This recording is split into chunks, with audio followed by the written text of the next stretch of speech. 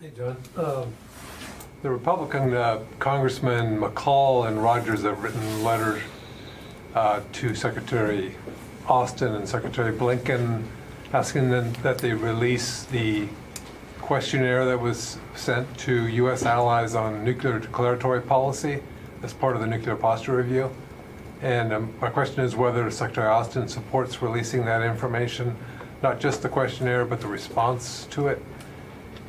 I don't know. I'm not aware of the letter, Bob, so let me take the question. I don't think we've seen that letter. If we have, it hasn't. I'm certainly not aware of it. So let me take the question and get back to you.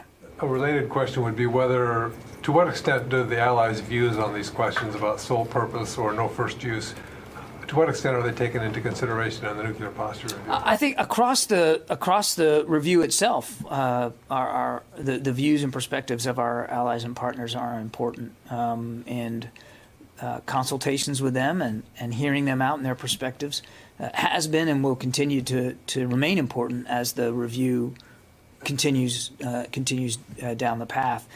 And as I said last week, I'm not certainly going to speculate one way or the other about policies inside that review and what that's going to look like.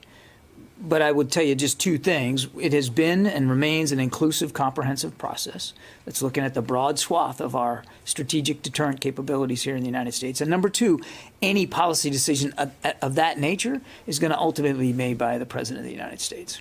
Are other aspects of the review being also either briefed to the Allies or consulted with them on specific aspects of the review? Well, without getting into specific details, I mean, for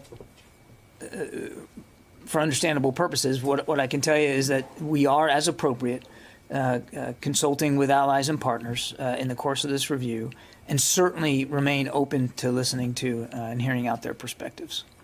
Thank you. Yeah, Travis.